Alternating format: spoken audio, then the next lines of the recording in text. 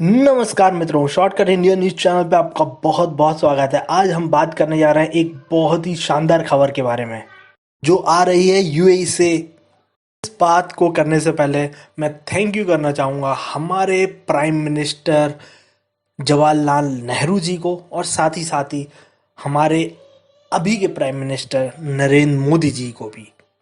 कि जो काम अब हो पा रहा है वो इस वजह से क्योंकि जवाहरलाल नेहरू जी ने आईआईटी की स्थापना की थी इंडिया के अंदर, और वो आज पूरे वर्ल्ड में प्रोमिनेंट इंस्टीट्यूट में गिना जाता है आईआईटी। और आज हम इन दोनों ही प्रधानमंत्रियों को क्यों थैंक यू कर रहे हैं, इसका मेन कारण है यूएई। और यूएई में एक्चुअल में क्या हुआ है कि जो हमारी आईआईटी है उसका 24वां इंस्टीट्यूट यानी कि 24th इंस्टीट्यूट जो खुलेगा आईआईटी का, वो खुलेगा यूएई के दुबई में। तो आप समझ सकते हैं कि अब हमारा आईआईटी इंटरनेशनल होने जा रहा है। और साथ ही साथ ये आईआईटी का जो स्ट्रेचर है वो तो बढ़ ही रहा है, और साथ ही साथ हमारे इंडिया का भी स्ट्रेचर इससे बहुत ज़्यादा बढ़ेगा। यहाँ पर बात आती है कि एक अरब कंट्री है यूएई, जो चाहती है कि उसके देश में हमारी आईआईटी इंस्टीट्यूट खुले। तो ये एक अच्छी बात है। लेकिन अभी बात यहाँ पर ये आ जाती है कि जो आईआईटी इंस्टीट्यूट यूएई के अंदर खुलेंगे, वहाँ पर जो एग्ज़ाम होता है हमारा, आपको सभी को पता होगा कि बहुत ही कठिन एग्ज़ाम होता है आईआईटी का। उसको क्लियर करना बहुत ही ज़्यादा टिपिकल होता है। लेकिन जैसा कि आप सभी को पता होना चाहिए कि अरब कंट्रीज़ जो है वो, अगर उनका पास्ट देखेंगे तो बहुत ही ज़्यादा ब्राइट रहा था। उन वहाँ पर भी अगर कह सकते हैं कि जो एलजेब्रा है, जो अरेबिक कल्चर में यूज़ होता था, वो आज एलजेब्रा बन गया। हालांकि उन्होंने उस चीज़ को उतना ज़्यादा फेमस नहीं किया, लेकिन आप सभी को पता होना चाहिए कि एलजेब्रा है वो अरेबिक कंट्रीज़ में यूज़ किया जाता था। तो वो भी काफ़ी इंटेलिजेंट थे, इंटेलिजेंट इनफ थे, बहुत ज़्यादा इंटेलिजेंट थे कह सकते हैं कि एक समय में। लेकिन जब से उनका तेल का खेल शुरू हुआ, तब से उनको इतनी ज़रूरत ही नहीं पड़ी। देखिए, जो टैलेंट होता है ना, वो भी तब निखर के आता है जब आपको उस चीज़ की ज़रूरत होती है। और जब अरेबिक कंट्रीज़ में तेल का खेल शुरू हुआ, उनके पास बहुत ज़्यादा पैसा आया, तो उन्होंने किसी भी तरह का दिमाग चलाने से ज़्यादा सिर्फ इस चीज़ पे ध्यान दिया कि हम तो तेल बेच के बस खा कमा लेंगे, और बाकी सारी बिल्डिंग विल्डिंग सब तनी गई। आपने देखा होगा कि अगर अरेबिक कंट्रीज़ में अगर आप देखेंगे, जैसे कि दुबई को देखेंगे और वहाँ की बड़ी बड़ी जो सिटीज़ हैं उनको देखेंगे, तो पूरी तरह से एक वेस्टर्न कंट्री जैसा लगता है, बिल्कुल एडवांस कंट्री जैसा लगता है। अगर दुबई में आप कभी गए होंगे, अगर किसी ने दुबई की वीडियोस भी देखी होंगी, तो उसको भी समझ में आ सकता है कि दुबई इतना ज़्यादा एडवांस कैसे है।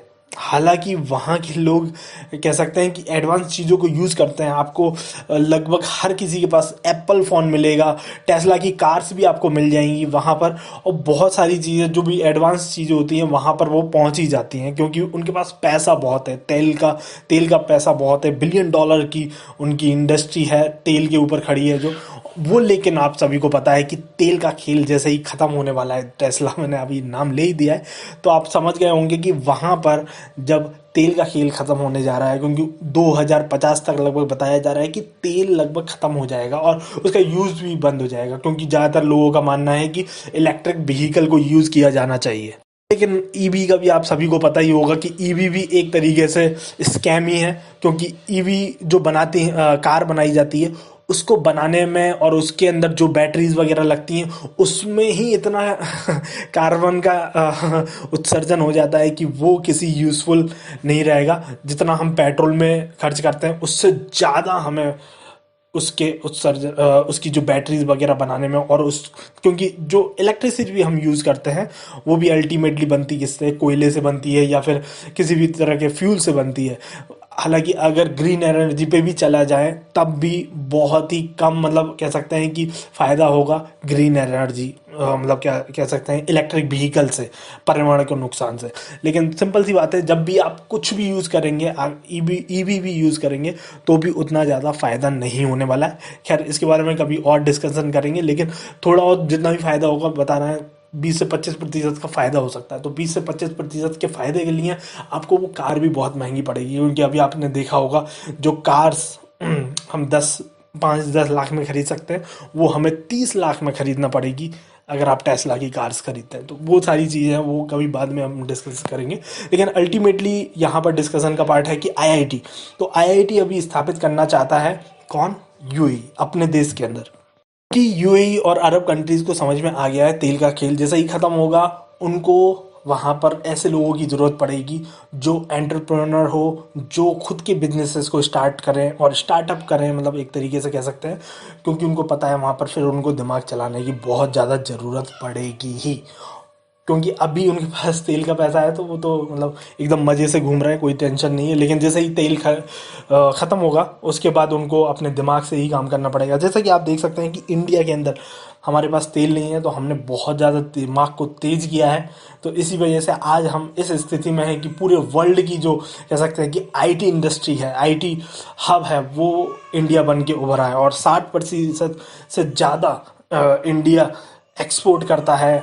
जो आईटी के जितने भी टूल्स होते हैं, सॉफ्टवेयर्स बनते हैं, वो सब में इंडिया बहुत ज़्यादा प्रोमिनेंट है। और तो इसी के साथ ही साथ अब जो अरेबिक कंट्रीज़ हैं उनको भी समझ में आ रहा है, तो उन्होंने पहला स्टेप उठाया है कि पूरी तरह से अपनी इकोनॉमी को शिफ्ट करेंगे तेल से नॉन ऑयल पे। तो वो उसके लिए ये सारे कदम वो चल रहा है, तो एक अच्छी बात है हालांकि, क्योंकि उनको भी अब अपना दिमाग यूज़ करना पड़ेगा। लेकिन हाँ, अभी यहाँ पर प्रॉब्लम ये है कि अभी जो आपको ये बच्चे दिख रहे हैं इनके अरेबिक कंट्रीज़ के, वो इतने ज़्यादा इंटेलिजेंट इनफ नहीं है। अगर आईआईटी जो 24वां आईआईटी खुलेगा, वो खुलने के बाद भी वो शायद उस एग्ज़ाम को क्रैक कर पाए, ऐसा मुझे शायद ही लगता है। शायद एक या दो में भी एक भी नहीं क्रैक कर पाएगा, तो बहुत ही ज़्यादा टिपिकल हो जाएगा उनके लिए। या तो फिर उनको एक काम करना पड़ेगा, उनको कोटा खोलना पड़ेगा।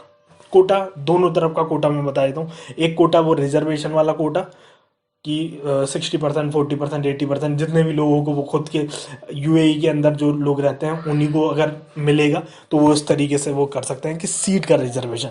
आइदर सेकंड ऑप्शन उनको कोटा, यानी कि कोटा इंस्टीट्यूट, जैसे कि हमारे यहाँ राजस्थान में कोटा नाम का शहर है जहाँ पर प्रिपरेशन कराई जाती है, उस टाइप का एक उनको या तो एनवायरनमेंट क्रिएट करना पड़ेगा अपने पूरे कहीं पर भी, यूएई में, दुबई में, एक जगह उनको बनाना पड़ेंगे Kota institute, Maheshwari classes type की क्लासेस इस्टेब्लिश करना पड़ेंगे। इवन आपको लगता है, मुझे लगता है कि महेश्वरी जी को भी वहाँ पर जाना पड़ सकता है यूएई में, दुबई में, अपनी इंस्टीट्यूट खोलने के लिए। तो वो थोड़ा सा इंटेलिजेंट इनफ हो सकते हैं और वो फिर उस एग्ज़ाम को क्रैक कर सकते हैं, उस एग्ज़ाम के लिए प्रिपेयर कर सकते हैं।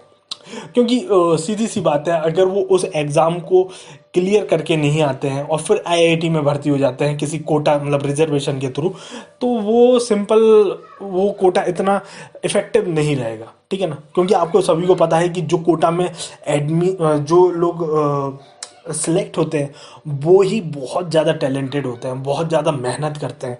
और अभी के जो परिप्रेक्ष्य में आप देखेंगे, अगर जो दुबई के लोग और वहाँ के लोगों का लाइफ स्टाइल, तो उनको इन चीज़ों से ज़्यादा मतलब नहीं है, क्योंकि उनके पास पैसा बहुत है। इवन आपने देखिए इंडिया के अंदर तो कितने सारे आपको यूट्यूबर्स मिल जाएंगे, कितने सारे, मतलब यूट्यूब में एक जस्ट, क्योंकि अभी आप वीडियो यूट्यूब पे ही देख रहे हैं, तो आपको यूट्यूबर्स की भरमार दिखेगी। क्यों दिखेगी? क्योंकि वो यूट्यूब से पैसा कमाना चाहते हैं। आपको दुबई का हार्डली मैंने तो अभी तक नहीं देखा कोई यूट्यूबर हो, क्योंकि उसको पता है कि ये तो मतलब एक सिंपल सी बात है। देखिए यूट्यूब से जो पैसा कमाता है बहुत ही रेयर, बहुत ही कम पैसा है, ठीक है ना। तो एक सिंपल सी बात है। तो यूट्यूबर ये अभी कह सकते हैं कि ज़्यादातर जो कंट्रीज़ में बन रहा है, हालांकि ये अमेरिका वगैरह में आपको दिखेंगे यूट्यूबर्स हैं वहाँ के, लेकिन उनको मेहनत करना पड़ती है, क्योंकि उनको पता है कि या तो सॉफ्टवेयर में जाके काम करना पड़ेगा, हार्डवेयर में, फार्मा में, इस तरह की कंपनीज में जाके काम करना पड़ेगा अमेरिकन लोगों को और जितने भी यूरोपियन अगर यूट्यूबर्स हैं।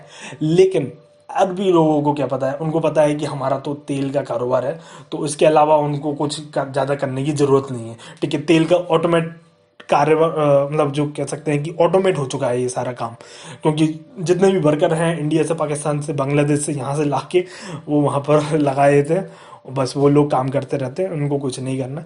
तो इसलिए कह सकते हैं कि अभी उनको टाइम लगेगा। तो आइदर वहाँ पर एक कोटा सिस्टम तैयार किया जाए या फिर कोटा जैसे इंस्टीट्यूशन तैयार किए जाए, और देखिए हमारे यहाँ तो बहुत ही ज़्यादा मैंने देखा है कि मेहनत करते हैं। मैं बता रहा हूँ कि साइकिल से जाता था लगभग 10 किलोमीटर दूर इंस्टीट्यूट में अपनी एग्ज प्रिपरेशन करने के लिए, मतलब जैसे कि आईआईटी की प्रिपरेशन करने के लिए साइकिल से दौड़ता भागता। इस तरह से मेहनत की जाती है इंडिया के अंदर, और मुझे हार्डली लगता है कि वहाँ के लोगों को इस तरह की मेहनत करने की अभी आदत है। अभी तो नहीं है, जैसे ही तेल का खेल खत्म होगा, थोड़ी सी गरीबी आएगी, उनको पता चलेगा कि गरीबी का टेस्ट लेंगे, तो फिर शायद वहाँ के लोग भी इस्टेब्लिश करेंगे कि हाँ चलो हम एजुकेशन की तरफ भागते हैं। तो वो चीज़ है। तो हालांकि आपने देखा होगा कि इंडिया के अंदर गरीबी है, इसी वजह से लोग, और लोगों को पता है कि हमारे पास तेल नहीं है, कुछ भी नहीं है, हमारे पास एक ही चीज़ है, हमारा दिमाग, जिसको हम यूज़ करके आगे बढ़ सकते हैं, तो वही हम करते हैं। तो जहाँ तक अभी आप देख पा रहे हैं, फिर भी देखिए आपको पता होगा कि सिर्फ 16,000 सीटें हैं अगर आईआईटी के अंदर देखा जाए, और बाकी इंस्टीट्यूट भी हैं हमारे यहाँ, वहाँ के भी लोग जॉब्स तो करते ही हैं, आखिरकार उनको भी मिलती है। लेकिन आईआईटी अगर माना जाए तो 16,000 जॉब, 16,000 सिर्फ सीट्स हैं, उसके लिए फाइट करते हैं हमारे लगभग करोड़ों करोड़ों लोग। तो एक बहुत ही फाइटिंग स्पिरिट है इंडिया के अंदर। लेकिन फिर भी आप देख सकते हैं कि इतनी ज़्यादा होने के बावजूद भी हमारे पास लगभग 130 करोड़ लोग हैं। सभी लोग तो अभी वो तैयारी नहीं करते हैं, ठीक है ना, लेकिन उसमें से जितने भी करते हैं वो भी इतने, मतलब कह सकते हैं कि सभी लोग तो नहीं पहुंचते ना। तो इसीलिए मैं कहता हूँ सभी लोग इसलिए भी नहीं पहुंच सकते, सीटें ही उतनी हैं 16,000।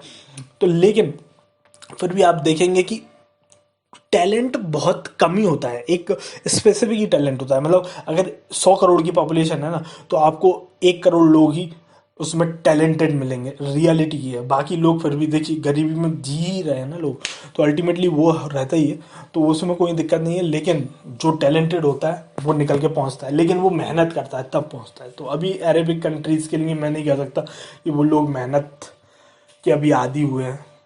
जैसे ही इलेक्ट्रिक व्हीकल्स आ जाएंगे और ये तेल वेल खत्म हो जाएगा, तब उसके बाद हो सकता है। लेकिन हाँ अभी से वो स्टार्ट कर रहे हैं, उनको भी समझ में आ रहा है, क्योंकि एक बार इंस्टीट्यूट बन गया वहाँ पर, आईआईटी बन भी गया, तो एकदम से पंप अप तो नहीं हो जाएंगे लोग।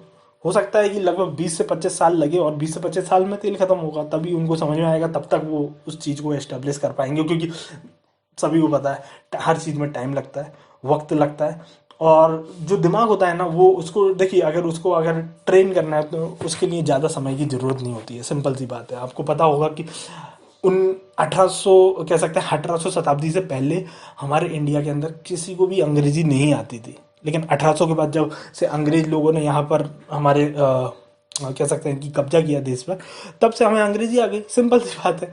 तो ऐसा कोई नहीं है, अब तो इंडिया पूरी लगभग कह सकते हैं कि मतलब 30 से 40% पॉपुलेशन है जो एटलीस्ट इंग्लिश को समझ सकती है, तो और काफ़ी लोग बोल भी सकते हैं इंग्लिश को।